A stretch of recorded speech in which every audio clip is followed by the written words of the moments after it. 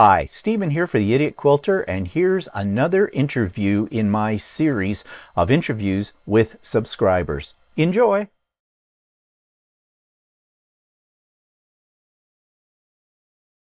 Hi, everybody. It's Stephen here for the Idiot Quilter with another episode of the Idiot Quilter Presents. And today I have a great interview with another male quilter. And you know how I do enjoy my male quilters being on here. So this is Russ, and your last name is Rice. Is that correct? That is correct. Okay. And Russ, tell us about yourself in terms of where are you located, Uh, roughly? I, in- I'm in a suburb of Atlanta called Marietta. We are famous for the Big Chicken, which is a old KFC. It's in the shape of a chicken, and if you ever look at it up front, it literally is cockeyed. So it's kind of amusing in all of those aspects.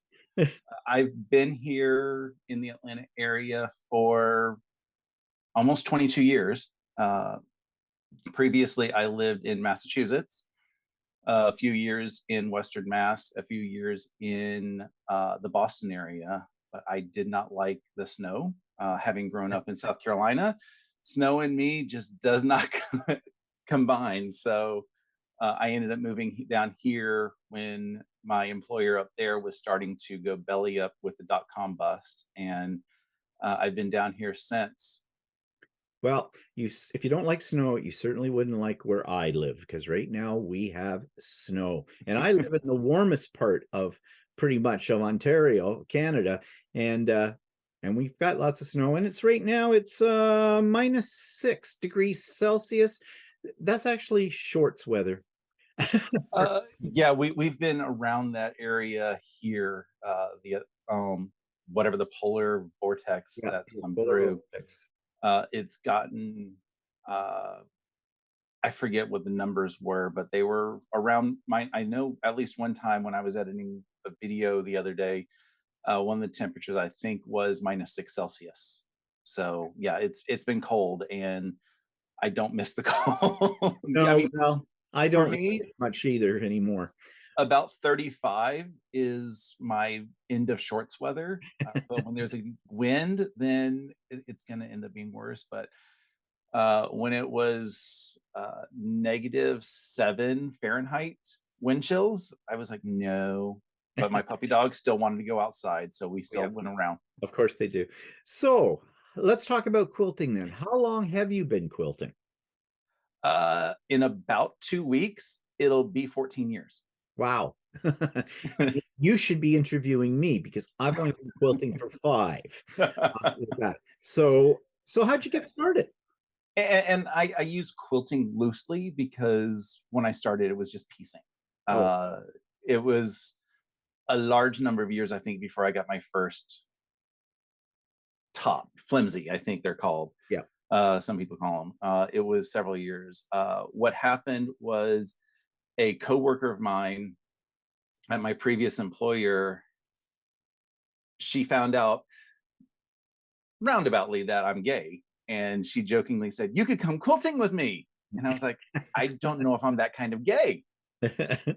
That said, for several years before that, my best friend, who is now my roommate, he was dragging me to fabric stores left and right, and I'm just sitting there bored out of my mind, like, "What are you doing with this?" Because he's been a quilter, and a few months later, I got the notice that I was getting laid off from that employer, and she goes, "You could come quilting with me," and I'm like, "No money."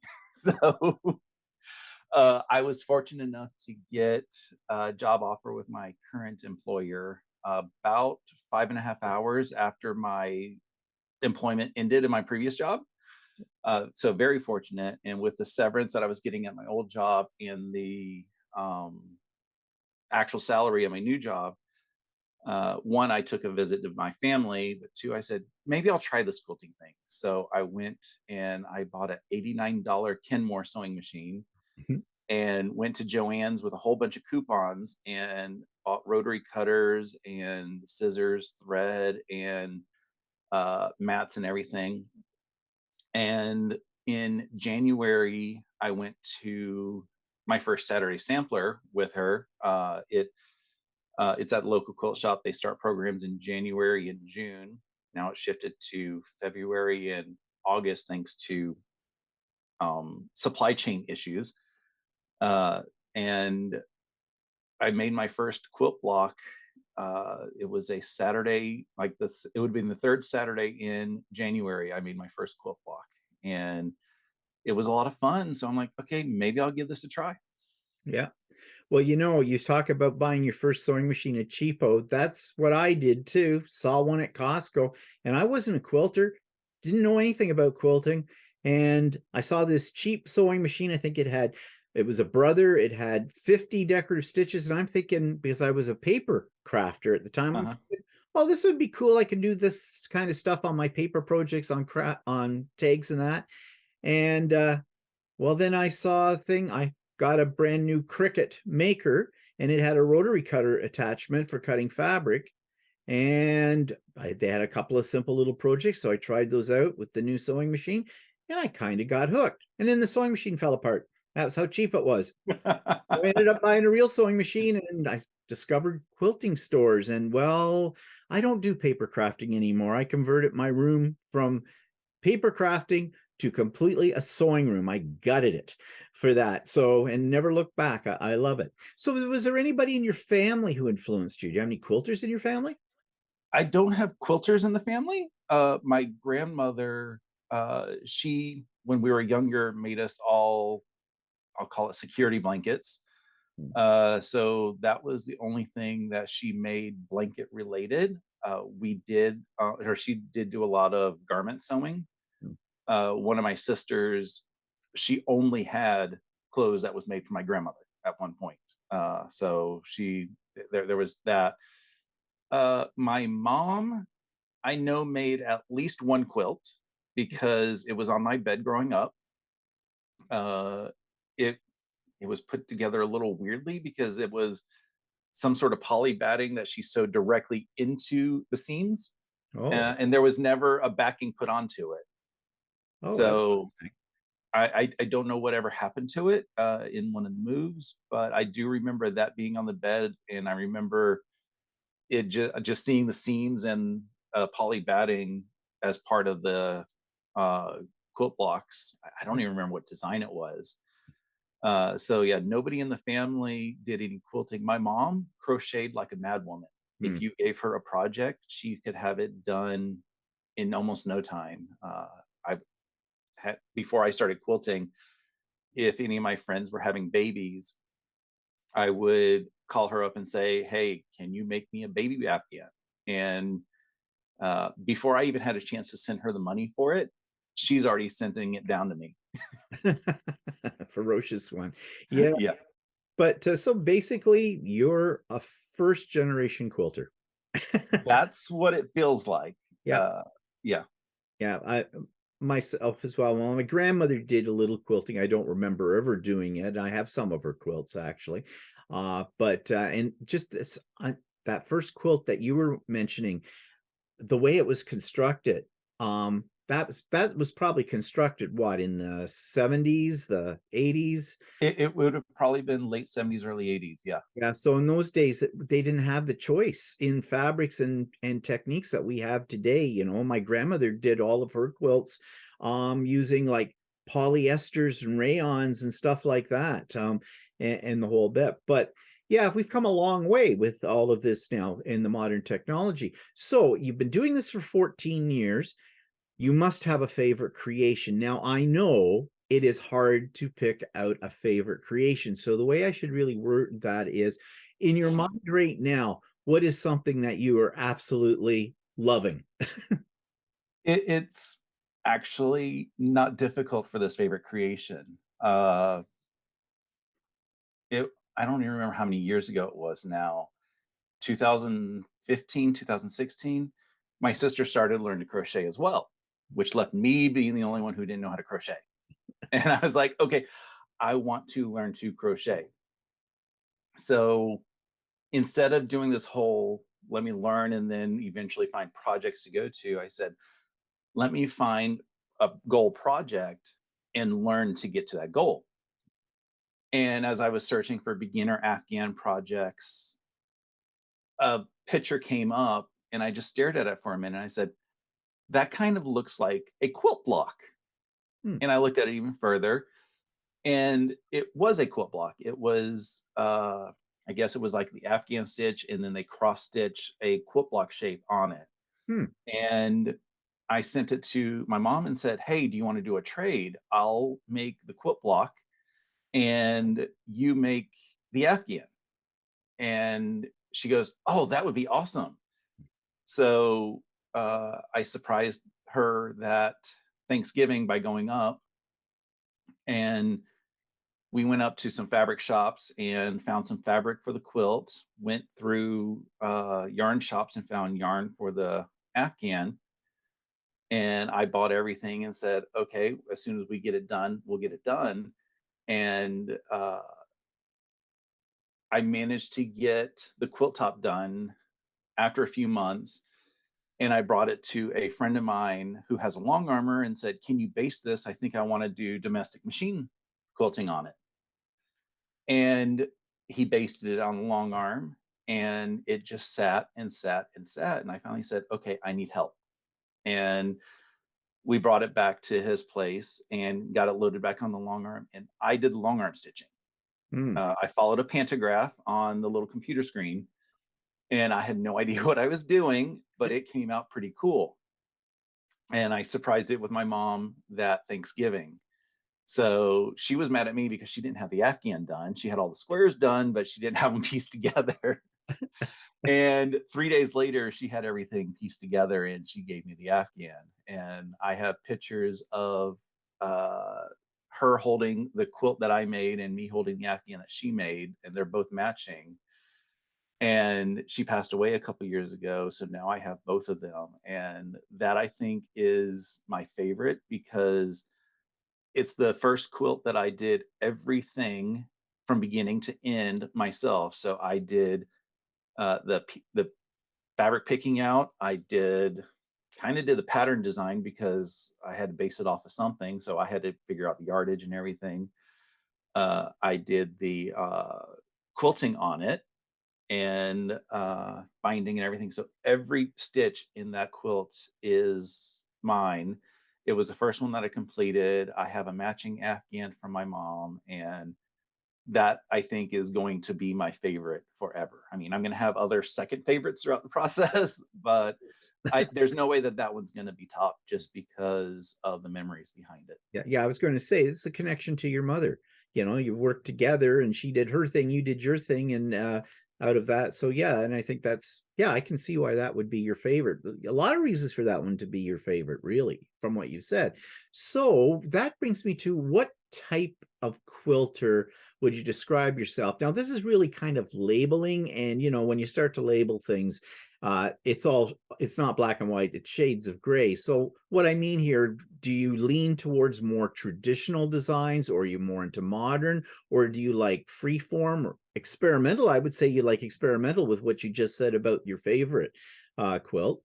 It I think I describe myself a lot as the traditional blocks with modern fabrics. Mm, I love the bright modern fabrics. I love batiks, but trying to go outside of a pattern, it's very difficult. The block that I made for her quilt, uh, it's a it's a traditional block, so it's not like I went out of my way just to come up with this type of a block. It's a traditional block. It's been around probably forever.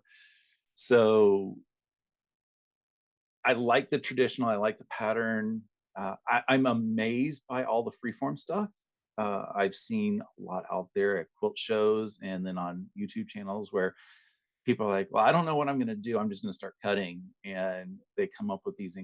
incredible works of art. And I haven't been able to get out of my own head to give myself the opportunity to get that creative. Yeah, I'm the same way.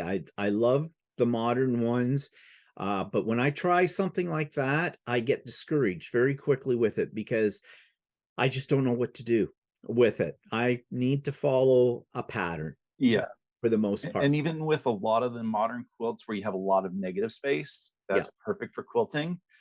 I don't have a long arm right now, and just getting time on my friend's long arm is a little difficult at times. And then if I haven't practiced, I have no way to continue practice all the freeform ideas that are in my head. I'm kind of jealous of the people who have long arms and can just do this really cool, intricate quilting on it. So, Well, I have a long arm, but I have a computerized system on. So I just plug that all in and let it do its thing. So that definitely is in my goals, is definitely having it computerized, because I don't want to do all my quilts to be freehand. Because I can't even draw a straight line with a ruler. yep, that's me. Uh, so I want to have my uh, projects to be more of the computerized stuff. It's also a lot easier to do. But I also have a goal of putting something into a quilt show, and I want to do something a little bit freehand. I've got ideas in the back of my head Yeah. of what I want to do. It's a little nerdy flashback, and I've already got even the quilting design in my head. I just need to get time to get it pieced together, because it's a lot of blocks, and I got to figure out a way to trim it down. Have you ever had a quilt in a quilt show before? I have not. Uh, my It's actually kind of amusing, because my boss went to the East Cobb Fair this year. Was it East Cobb, Cobb County Fair? Some fair in the area. And she sent a picture of the winning quilt. And she said that my stuff is a lot better than what she sent. And I looked at what she sent, and it was gorgeous. And the whole idea that, my boss thinks that I'm better than this made me think, maybe I should try to put something in there. I know there's a lot of really good, talented stuff, people in there. So my hopes aren't high in a larger, like a guild show and stuff. But I think maybe at a fair, I might have a little bit of a chance of getting a ribbon. Yeah, well, nothing ventured, nothing gained, right? Exactly. I mean, I've only ever put one in a guild show once, and I was really proud of it. I spent a lot of time with it, and this was when I first really got into quilting. It was a little over ambitious, but you go in and you say to yourself, yeah, there's going to be so many there that mine hasn't got a chance, but there's a little piece of you, just a little piece of you goes, but what if? What if? What if I got a ribbon for third place or something like that? Well, I didn't. And and I knew I wasn't going to, but I still was a little devastated with it. And I have never entered again, and not because of that experience, but just because of the pressure that I was putting on myself. And I thought, wait, this is a hobby. This is supposed to be fun. And I've got nothing against anybody going with show quilts and doing that kind of thing. If that's your jam, go for it, kind of a thing. For me, I'm not that interested anymore. I had the wind knocked out of my sails once, and rightly so. So fine, but yeah, go for it if that's Yeah. something you want to do. But I have a goal of doing one fair, and then eventually one guild show. The guild show is going to be the project that I have that's sitting in the back of my head, because I know that's going to be a lot more intense, but it's also a simpler project that is easier to articulate in an art show such as a guild show. So right. that's why I want to put that in the guild show. And that actually brings up, it's a question later on, but I think I'll ask it now. So do you belong to a guild then? I don't.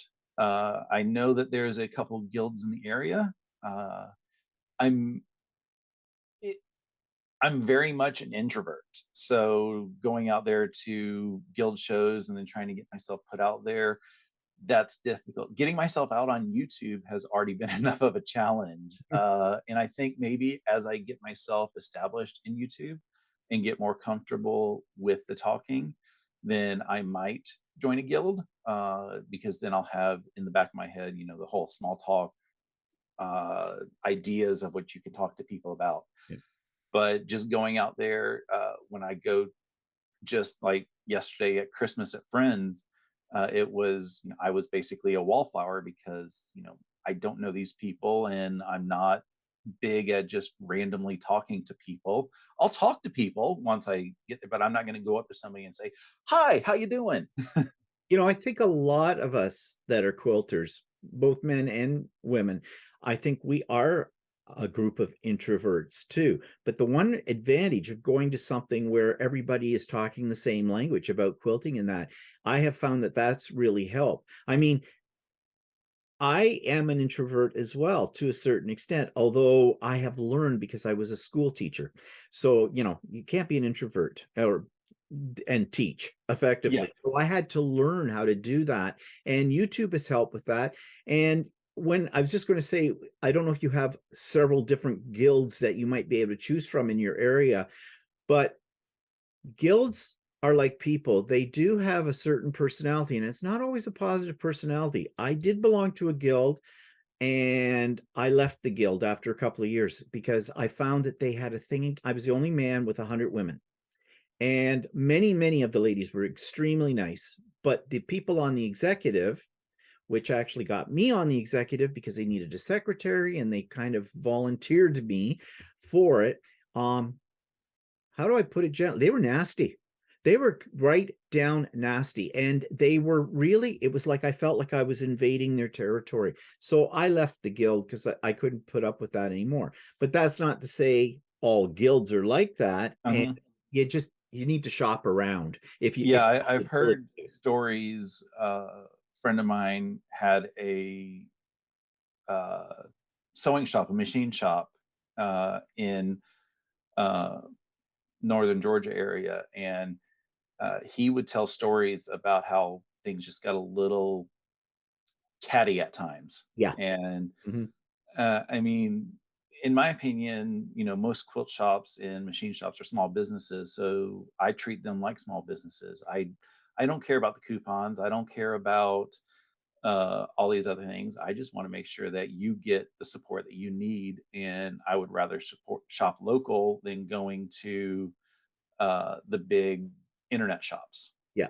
Yeah, the same. I feel the same way too. We'll talk a little bit more about that too in an upcoming question.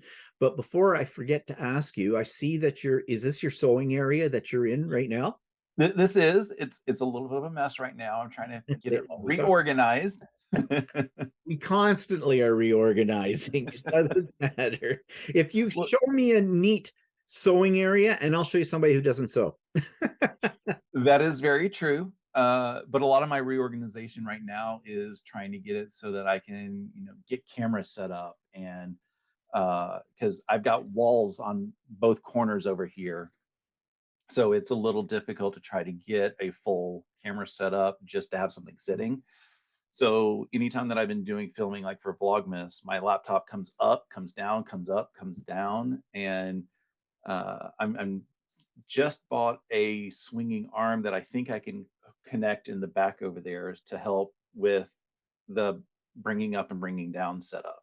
Right. So So that's what the yeah. organization has been. So how big is like are you in a house or an apartment I'm or in a house. I've been in this house for,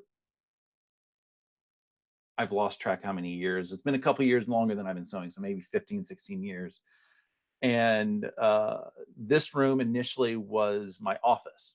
hmm, I kept it in here as an office, and then it ended up being a bit of a storage room for a while. And I wasn't using it as an office even when the pandemic started. I Well, by the time the pandemic started, this had already been converted into a sewing room. But I wasn't using this area as the office that I initially intended, mostly because I was spending most of the time out in the living room. So when my roommate moved in, he said this would be a great sewing room. And I was like, oh, yeah, that would actually work instead of me sewing at my kitchen table. So we came in, we went and bought some IKEA furniture, and I got set up in here, and then eventually upgraded my machines again. And now I have, I think, what is my ideal setup, except my pressing station back there is also my cutting station. It's a raising lower oh yeah. table Oh, I'd love to have because my comfortable cutting position is one level, and then my comfortable pressing position is a different level. And I like the ability to just raise it up as I need to press, and then lower it down when I need to yeah. cut. and uh, that table is starting to get a little bit of a bow in the middle because IKEA furniture does that. Oh yeah. And at work, we now have really nice electronic raising and lowering, and it's got the thick um, desks that won't bulge or bow rather Yeah. as the as you just put more pressure from cutting. So that is my next ideal purchase. I haven't decided when I'm going to get it yet, but I need to get bathrooms taken care of first. I'm about to do a bathroom remodel in Oh the yeah, house. that's a big job. Yep. Yeah. No, well, when you have a house, there's always something that has to be done. I know from that, from my own experience. So Yes.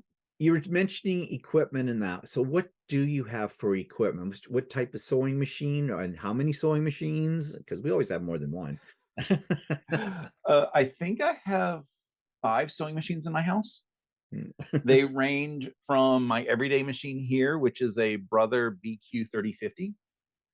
And then I have a Brother PS 700, which is my new travel machine. I say new, I haven't used it yet. It was bought at the beginning of the pandemic. And then, classes were just shut down. And now that classes have started, I haven't quite found a good class yet, but I'm got one in February I need to go sign up for. And then I have a Juki, which is my old machine. The old, it was my everyday and travel machine. Oh, I am down one because I gave a machine to a friend who wanted to learn how to sew. But I also have my great grandmother's 1924 Singer, Oh, a featherweight? which it is not a featherweight. It used to be a treadle. In the 50s, it was converted to electric. It's got the motor attached to Right. it. It was kind of amusing because a friend of mine who did the maintenance on it, because mom gave it to me. I think it was the year I gave her the quilt. She asked me if I wanted a sewing machine, and I didn't know what sewing machine it was. And when we went to the storage unit and she showed me, I was like, yes, I will take it. Thank you. Thank you. Thank you. uh, and we looked up the serial number, and that's how I know it's 1924. And that's what made me think it was my great grandmother's. But the thing that really kicked it in is when it was getting maintenance, the person who did it, she said, I found this card and I don't know what's going on with it. And I was like, what do you mean? So when I saw the card, I knew immediately what was going on. It had Braille punched into it Oh, because my great grandfather was blind. oh, And I looked up the Braille, and the Braille was the phone number that was on the card. My great grandmother was from Poland, and I don't think she spoke much English. mm, And he was blind, so trying to read a business card would be difficult for him. So I think that when they got it converted from treadle to electric and almost as a portable machine, because it's in a portable case, but I really want to get it back to be a treadle. I think that he was involved with it, and they did that so that if any issues happened and he needed to call the sewing machine place, that you can he would be able to do that. He wouldn't have to figure out where the phone number is. He can right. read it with his hands. Yeah. And then I actually looked up the address that's on the card. And if you look at it, I don't remember what it is now, but you can imagine easily back in the 50s that it would be a sewing machine shop. Yeah. Yeah, of course. With that, well, that's kind of interesting, the history to that sewing machine too, Yeah. kind of thing. I don't own any really old sewing machines. Mine are all pretty much new ones. My husband has an old one that was his mother's, but not as old as the one that you're talking about, though. So, speaking about equipment and things, do you have a favorite tool or notion that you can't live without that is constant when you're working? You have that. It's usually right here. Uh, I can't find it right now, right? A lot of it is my seam ripper because I rip out seams, and I have a custom seam ripper that I had bought a few years back, and I love that to pieces. And I'm kind of mad that I can't show it off because it's usually right here. Is it one of those ones that people make that on a like a Yeah, on a lathe. yeah, they're cool. Yeah, and I love it to pieces, and I may have to soon find replacement in for it because I might be dulling the ripper. But beyond the seam ripper, I think that my raising and lowering desk height, that is definitely my favorite. And then I have a TV right here that is usually playing YouTube Yeah. or movies and stuff. And without YouTube, I don't think I'd be a quilter. So I like to give a lot of viewing hours if I can to any quilting channels, whether I'm watching them actively or just listening. There's a lot of channels that it's just great just to listen to. Yeah, I do that all the time too. My sewing room has a TV up in the one corner too, the same thing, hooked to computer systems and whatnot. I have a lot of computers in my sewing room. Actually, there's four, but don't ask me why, because I've It doesn't matter. I mean, there's always reasons. yeah, there's always a reason. I mean, well, I'm a bit of a technophile too, so I am too. I like that. That's I think why got into quilting as much. I was in it for the gadgets, you The know. gadgets, yeah, Yeah, I do like that. But I've also learned that uh, even though you can do everything that you need with larger rulers, the smaller rulers are just wonderful in some instances. yeah. I mean, I'm a ruler junkie. I didn't become a ruler junkie until I got the Sew Sampler box, Mm, and they started sending the smaller sized rulers. yeah. And I was like, I don't need a 3.5 inch square ruler. I've got plenty of these rulers that would do it. And then I just started, I was like, this has been so much easier than everything else. Yeah, So yeah, I know. That's the thing. When I first got into quilting, I was ruler crazy. I have slowed down now because I think I have them all. But then somebody comes out with a new one and go, "Ooh, that looks cool." And then, so there we go. I have the wall of rulers in my sewing room, as I call it. But the one use rulers, I'm not a big fan no, of. no, the Uh, 30, but $40 then, and use it once. Yeah, one off. No, I yeah, try to, or I could use it for one type of project. yeah. Uh, And then it just sits forever, unless yeah. you're one of those kind of people that I've never made the same quilt twice. So, like I just don't do so the one-off rulers. I have to be able to figure out another way to use it before I'm going to buy it. Or Yeah, if I can I get did. away with something I have. I did buy a 21-inch ruler, square Mm, ruler, because one of the projects I gave away for Christmas needed to have their squares squared up to 17.5 inches. yeah.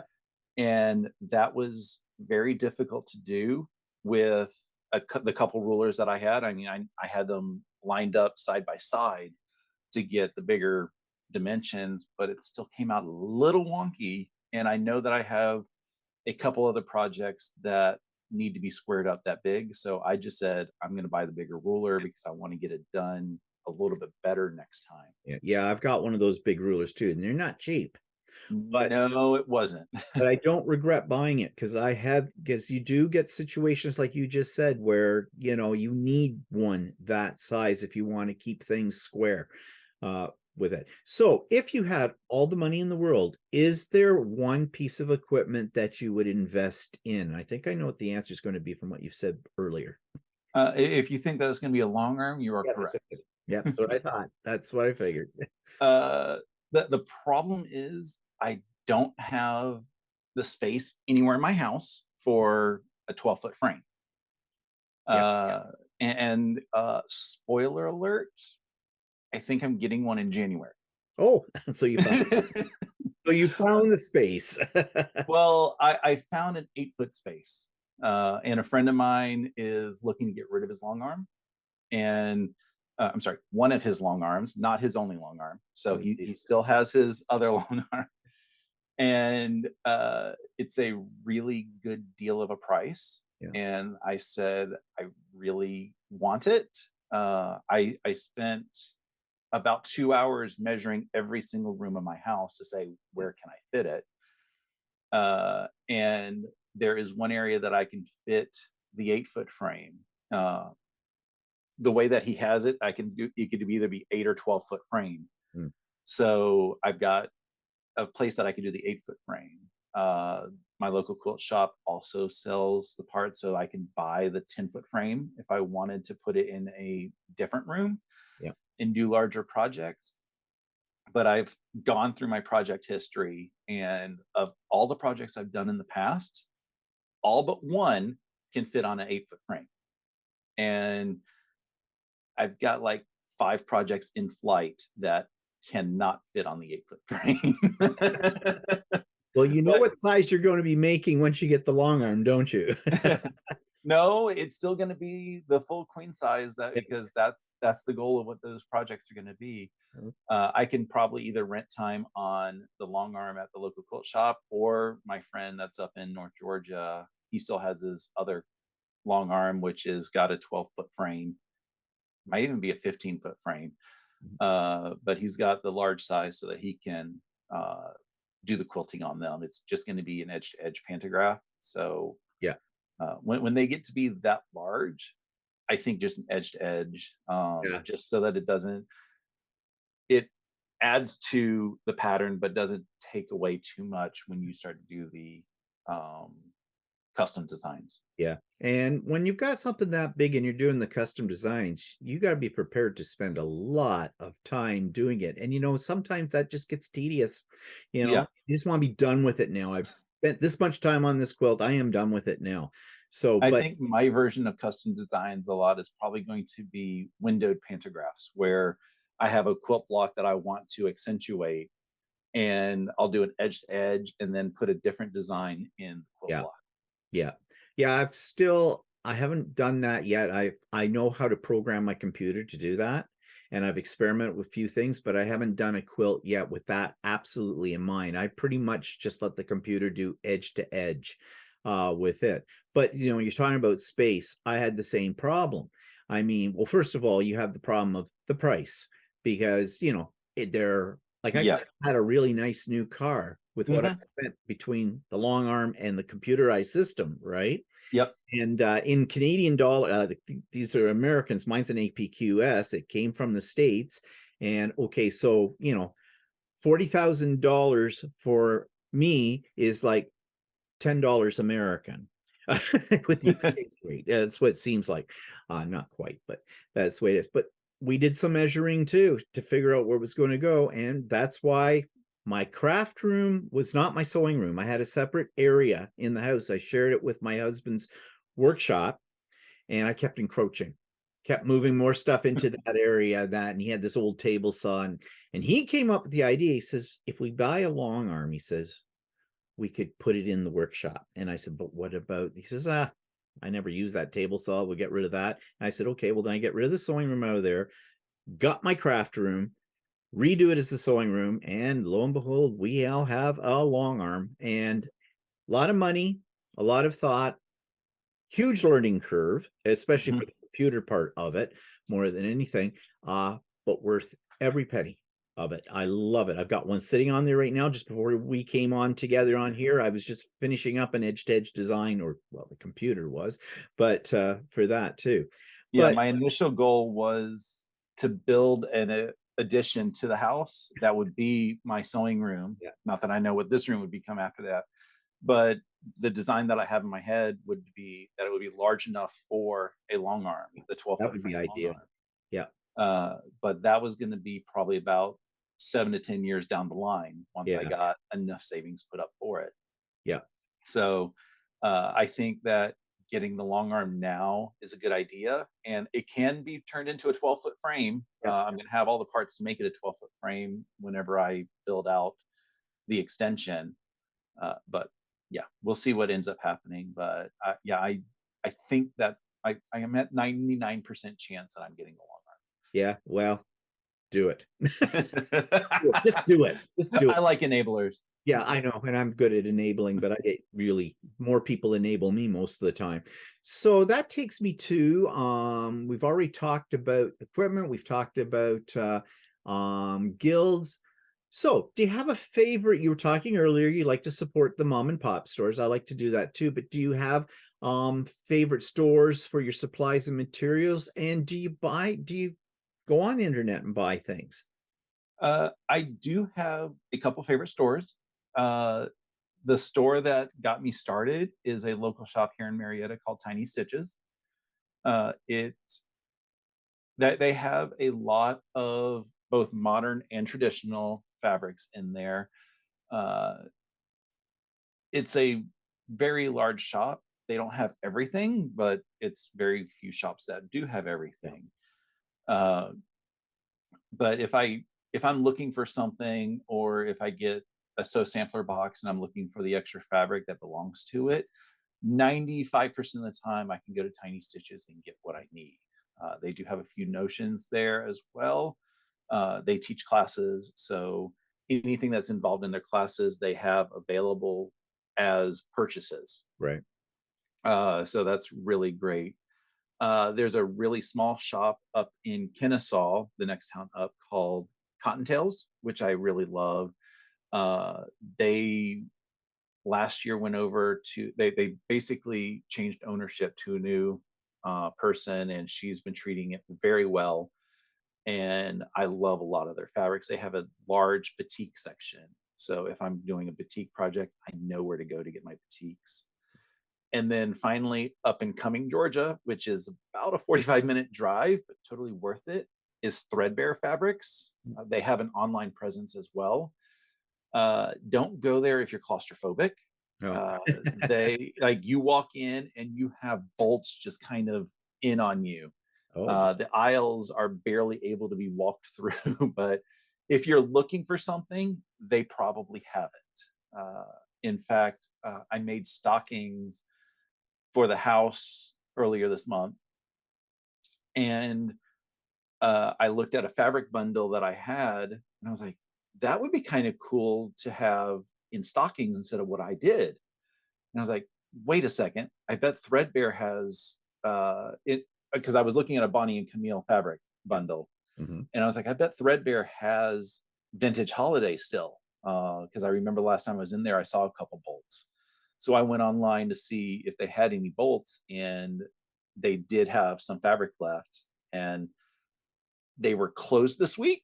So I said, I can't go this week. I'm kind of sad.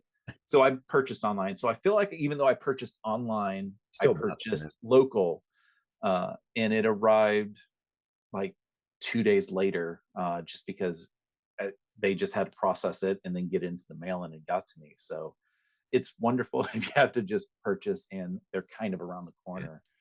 Unfortunately, fabric.com was never that fast. Fabric.com was in Kennesaw. I could Yeah. probably walk to their offices and back a lot faster than the week it took to ship. Right. Well, it took Uh, even longer for it to get here to Canada because my husband does garment sewing and he was ordering from them for a while too, and it took a while. yeah, I was never a fan, and they just now got shut down. And Yeah. while I'm sad to see places get shut down, like if you shipped a little bit faster, Yeah. maybe. Well, you know, Amazon owned them, Yeah, right? And it's yeah, Amazon that basically closed them that down. closed them They down. weren't Uh, making enough money, I guess they figured, or whatever. they weren't. I don't think they were doing well before the whole Amazon Yeah. ordeal, which is why I think Amazon bought them. Yeah. But Well, for online shops, Fat Quarter Shop seems to be my favorite. Uh, if I know that I'm looking just for pre-cut stuff, Missouri Star. yeah. I bought a handful of things from Jordan Fabrics. Those three, I love their videos. So if I Yes. watch their Yeah. videos and there's a project that I want, I will try to purchase from them. If I know that because the local shops don't carry a lot of the pre-cuts. Well, they carry them, they just don't keep enough of them Yeah. because they don't know how many they're going to sell. Yeah, that's the same problem we have here with that as well. So yeah, and I like pre-cuts, and so I Or will. the pre-cuts arrive and the yardage hasn't made it here, or the yardage has come but the pre-cuts Yeah, haven't yeah, arrived. The whole shipping situation needs to get resolved. yeah. But see, the one thing that's really that's lucky for Americans is that you have Fat Quarter Shop, you have Missouri Star, you have So Yeah, you have all those ones, and that's great. Our problem is if it's going to come across the border, one, how long it's going to take, how much the exchange rate is going to change the price of it, Mhm. and So in a lot of cases, we have to pay duty as well on it. So it makes Yeah. it almost, prohibitive. The only time I order from any of those kind of places is if there's something I absolutely want and I can't get it anywhere else, like in my own country, kind of. I really understand that. There's a handful of things that I order from Amazon.co.uk because they don't, either the American equivalent is way overpriced, or uh, it just isn't available on Amazon.com.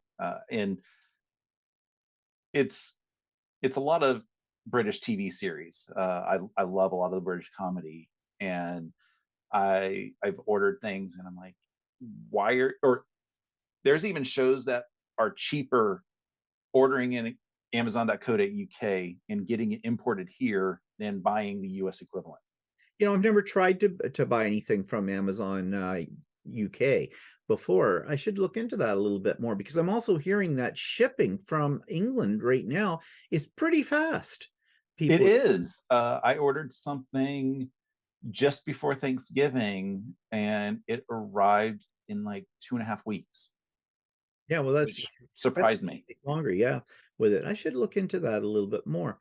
So, changing thought patterns here. Do you have any challenges or goals for the future in your quilting journey that you want to do? Ooh, okay, that's big. Oh, and little pieces too. Yeah, it's Tula Pink's Woven Radiance Kit. It's basically her basics lines that she's had, and yeah, it's really thick.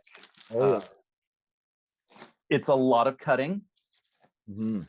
so that's one of them that I'm just like, I really need to get started. I think it's going to be great to use as leader and enders, Mm, very instead of using little scraps, because most of the projects that I'm working on is using the same thread that I would put in there. So I yeah. think that would be an easy project. I also have 3.5 graduation quilts to finish, Mm. and most of them are start.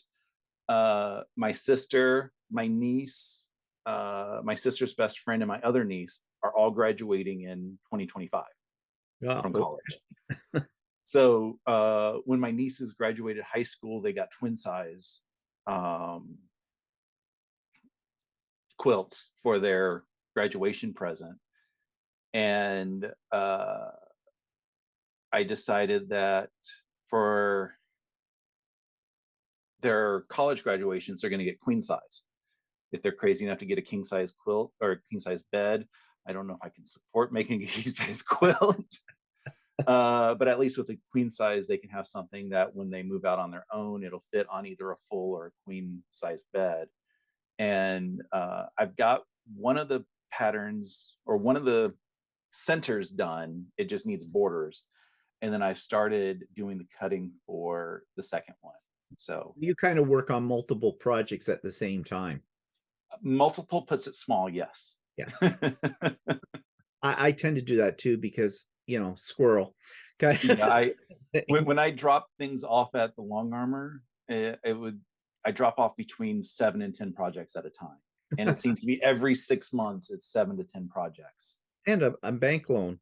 But It kind of is, yeah. yeah, yeah. Another reason why getting your own long arm is a good. It's still a pretty long return on investment, but again, it's I can get things done without having to call in favors and say, "Hey, David, I need this quilted." I did that last Christmas. We had a neighborhood progressive dinner, and for they they conned me into hosting appetizers, and then my next door neighbor did the entree, and across the street did desserts. And it was very convenient because that was the first time that it was just all in one area for the neighborhood, which we have 120-ish houses in. We usually only get like 30 people to show up, Yeah. but historically you would have, one road, and then you'd have to walk about 5 minutes to the next house, walk about 5 minutes to the last house. So this one, it was just very convenient to have them next door to each other. And I said, I want to, I mean, I didn't tell them, but I was like, I found a pattern. It was Stephanie Stitch's free pattern, not free pattern. Maybe it was free at first. I bought it either way. It was a pattern with snowflakes and Christmas trees on it, and I made 3 of them in one weekend, and I called in favors to get it quilted Thanksgiving weekend, so I have it bound and ready for the Christmas thing. So I gave it to my neighbors, and they were like, "Really? You give us a quilt?" Well, that's a nice reaction that they gave you, because you know you can get the other reaction too. Oh, it's a blanket. Give it back. You are Yeah, not it, quilt it worthy. it was like, I think it was 30 inches square, so it's not like big. It was just a small wall hanging, which is the only way I was able to get 3 of them done in the weekend. Yeah.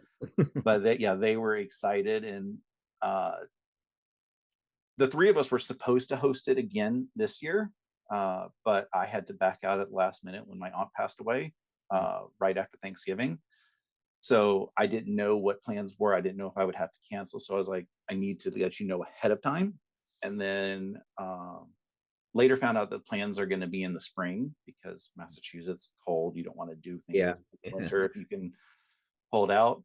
So I was like, well, I don't want to uncancel because that's just going to confuse the neighbors. So I just said, okay, we'll just leave it with me canceled, and then that gives me time to focus on uh, doing other gifts that were very special to my cousin that I was able to send up. So let's talk about your YouTube channel. It's called Quilt Meets World. And how did you come up with that title? Uh, that one was a tough one. I was going through tons and tons of branding ideas. And every time I came up with a branding idea, it was already taken. Or uh, maybe the quilt channel wasn't taken, but maybe the domain was, or something part of it was taken. And I was watching a lot of Boy Meets World, the popular Yeah. 90s sitcom, which I've watched most of Girl Meets World. They tend to make me cry in a lot of the episodes. Anyway, it just made me realize that as our creators that we do, we're bringing a quilt into this world and giving it to its own journey, which was a lot of the aspects of what those TV shows were. It was the journey of a, a child in those cases. And I was like, that sounds like a really cool name for a channel. And I did the research and everything was available. I was like, I think this is what I'm going to do is Quilt Meets World. So I just like that it's my slogan is adventures in piecing and joy. So you got your adventures in there, you keep your joy in there. And I did piecing because a lot of what I do is not technically the quilting, because the quilting is the whole Yeah. stitching the layers together. I know a lot of people consider just the piecing quilting, and that's perfectly fine for people because I call them all the interchangeable. Oh, yeah. Yeah. But there's also the people who are a little pedantic, and I can be pedantic at times. So that's why I did that. It was just, I like to bring joy to people. Uh, for Christmas, I made 3 people cry, tears of joy, Well, that's good. but uh, I, I just joke that it's not Christmas unless I make somebody cry. And it's always tears of joy, and I'm happy to be able to do that. So any way that I could get joy out there, that's what I want to do. So now, when did you start your channel? I think it was August, September. I don't know which. I had been talking about it for a while with a coworker of mine and other friends. They just keep saying, you need to start a YouTube channel. You have a personality for a YouTube channel, which is weird to hear as an introvert because, if I'm comfortable with somebody, I can talk your ear off. But if I don't know you, I'm just sitting there like a wallflower and just terrified to speak. Uh, or, if I'm teaching a class at work, I just forget everything. I force myself into extrovert mode and need to go to a chiropractor afterwards because I get locked up. So yeah, they had been saying for ages that I need to do a YouTube channel. And that's when I was like, okay, I want to do it. But I realized that Pokemon Go was taking up way too much of my time. Uh, Oh, went be- down ha- that rabbit hole, did you? I have a little bit of OCD. Mhm. So the way that Niantic was doing their Pokemon releases, and they would do these little events, and then they were just spacing them out every week or two, and it just got to be way too much on my schedule. So I said, I paid for the Go Fest event, and that was the end of August. And I said, after that, I'm quitting the game. I even told my friends in the game, I was like, I'm quitting after this. Nobody believed me. And then, Mhm. like, where have you been? I'm like, I told you I was quitting. I told you that. And that extra time that I'm no longer spending chasing Pokemon, which again, I loved playing Pokemon. I met so many wonderful people with it. But uh, I have this difficulty not going gung ho with things that I get passionate about. So I took that extra time and I focused it in on trying to figure out, okay, what can I do to get the YouTube channel started? What equipment do I need? How do I get things so that it looks better, sounds better? I'm trying to get a website put together, and That was my next question. I was gonna ask if you had a website, but I have the domain. I have WordPress installed on a local server over in my house. Again, way too many computers in my house too. But I've just been trying to figure out how to get WordPress to act the way that I want it to. right. And especially with some of the ideas that I have, because I want to be able to showcase my quilts on there. I want to be able to showcase my YouTube videos on there, and things like that. So as I'm trying to figure out what's going on with WordPress, um, that might be something that I get to work on this week, because I'm off of work this week, with the exception of a couple data loads that I have to run. And if I can get the sewing area a little bit more organized, I may end up pulling up my laptop and seeing what I can do with WordPress. So right now, I know you don't have a lot of followers yet because that always takes time to bring people in, and that's why I like to promote people who are just getting started in YouTube. So I will put the link to your YouTube channel in the show notes for this interview when it goes up so people can check you out. I I appreciate that. I found you because Sean, the guy who sews, mentioned you. And so I immediately went over, and I've been watching your Vlogmas videos and things like that. Actually, I really like them. I like the stories that you have told and things like that there. But I can see that you're going to have a lot of really rich content in this too. So I wish you best of luck with that. But Thank you. while we're talking, the one other reason that I was interested in interviewing you, as I said at the beginning of this, is you're a male quilter, and there's less of us out there, although we're growing, than females. So, have you run into any form of discrimination as a male quilter? Uh, I say it as no and yes.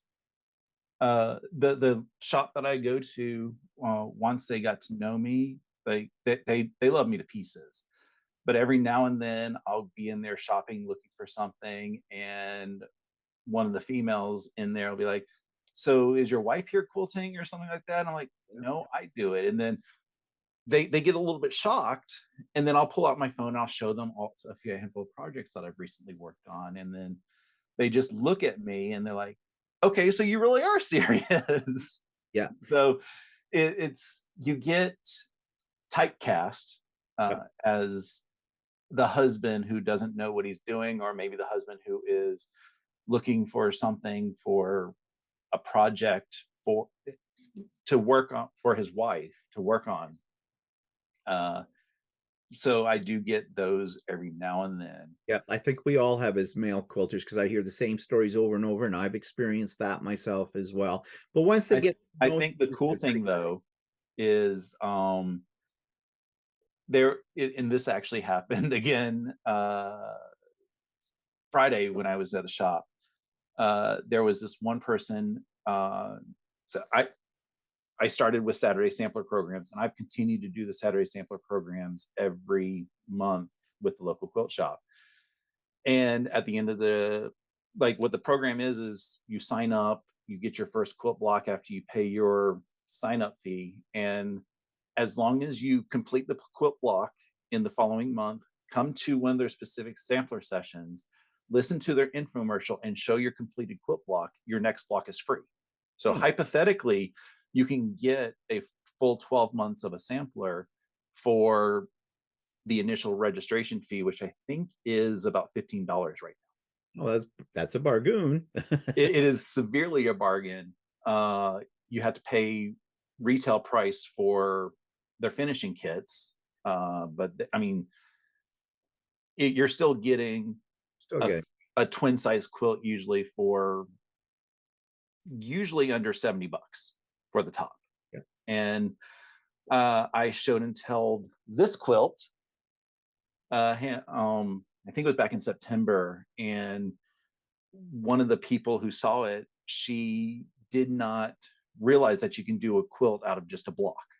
Oh, right. It's one of the things that just people don't really think of, that you can take your favorite quilt block, blow it up, and you have a wall hanging. And she was at the quilt shop Friday while I was in there doing some last minute purchases. And she's like, I still tell everybody about that quilt that I saw of yours and everything. So Makes you even feel though good, you doesn't get it? occasional, I are you a quilter? There's a lot of times that I love also when somebody has seen your work and they tell like their friends, I saw this one guy at the quilt shop and he did this thing that was really incredible. Yeah, yeah, it makes you feel good, and we all need a pat in the back every now Yeah. and then too, with it, because we're putting ourselves out there, and we're putting ourselves out there into an environment where, for all the good things that people may say, there's always going to be the negative Nellies out there or whatever, or negative Neds, I guess, not to be sexist about it all. But yeah. So do you have any advice for anyone who wants to get started in quilting? uh, that one is a lot of, you know, just go for it. It's very much a investment to get started, but you can start with some of the cheaper things. I would not cheap out on the rulers. I bought some of the cheap rulers and then rebought them and rebought them, and the numbers start to wear off. Yeah, So don't go cheap on the rulers, but some of the other things you can go a little bit cheaper on, just so that you know if you're going to like it or not. right. And just get a little bit of a support system. I almost quit. Uh, Probably, I think it was 2014. I was the only male in the Saturday Sampler program that I ever saw. Still am, but there was like my friends had all moved away and everything, so I was just in this group with a lot of older ladies, and I was just like, well, I'm not. I wasn't finishing my Saturday Sampler program block, not blocks, quilts. I got all the blocks done, but I never put them together. I bought some of the finishing kits. I didn't buy some of them. I just used it as a lot of practice. So if you can get into a Saturday Sampler program that is similar to mine, you get basically free practice. Uh, and then, but I was on the verge of quitting, and I had joined the Men Who Quilt Facebook group, Mhm. just to say, maybe there would be a little bit of support. And the following morning, I saw a quilt block posted by somebody who said that they were doing this in their local Saturday Sampler program. And I looked at it and realized it was the same program that I had just started, but in a different colorway. They offer multiple colorways when they do a Saturday Sampler program here. And I responded, I was like, are you here? And he goes, yeah. I like got connected, and I got connected with a group of I think there was 3 or 4 of us that are local here, and uh, we were able to encourage each other. I learned a lot from them. One of them is actually the friend of mine who has long arm and everything, and I have learned a ton from him. He actually taught me how to paper piece, Hmm. which I still will watch videos every now and then, and I know what I'm doing, and I'll watch the video and be like, I don't understand what you're doing. Yeah. Yeah. So Know the feeling. that's the other thing is, as you're learning, don't take one video as this is how you need to do it, or one instructor and this is how you need to do it, because everybody's brain works differently. Jenny Doan says that all the time when she's Yeah. doing her videos, and she goes, this is how my brain works. And you just may not find a technique or a method that works with how you think. I've seen, like I said, I've seen many videos on paper piecing, and up until when I actually learned, nothing made sense. And then even after I've learned, most of those videos still don't make sense for the way that my brain works. I know what their end product is, I know what they're trying to do, but it's one of those, you need to find how your brain works with the craft that you want to do.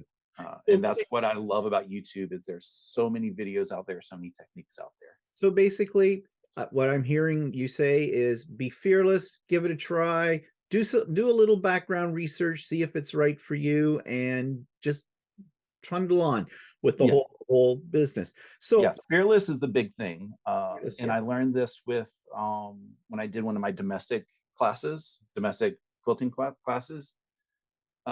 It was my very first domestic quilting class, and I still have the sample that I worked on. But my classmates were like, "You've done this before." And I was like, "No." They're like, "But you're so good at it." And I was like, "No, no, no. I just did No Fear, Yeah. just like that clothing brand back in the '90s, No Fear." Yes. That's the thing is you have to let your inhibitions go away. That was the only way that I was able to do the quilting on the long arm, because I was following the pantograph and I had to figure out what I was doing. If I look at it closely, there's so many mistakes in it. But you look at it far enough, you don't see any of the mistakes because you see what it's supposed to be. Right. So Never you point don't need to them out. fear about making a mistake because 99% of the time nobody's going to see it. That's right. Never point it out to them. Just Yeah. move on from it. Well, this has been great. Thank you so much for doing the interview uh, Thank you. as well. Do you have any parting words before I say goodbye? Uh, I think just the big thing is always find the joy in what you're doing, because if you don't have the joy, it shows. I've watched enough cooking shows where Gordon Ramsay kind of says, you have joy and it's expressing itself in your food. And I can see that in a lot of quilts that I've seen, that they have the joy in what they are doing and it shows in the output product. And I So think just keep joy in your life. And I think that comes out in your videos that you have up so far. So I'm looking forward to more of your content as time goes on. And as I said before, Quilt Meets World will be in the show notes below, so other people can check you out as well. And I'm sure many Okay. will, as we're hoping for. And yeah, your channel will grow from there. So thank you so much for doing this today with me. And I'm going to say goodbye, but you just stay there for a minute. All right. Thank you very much, Stephen.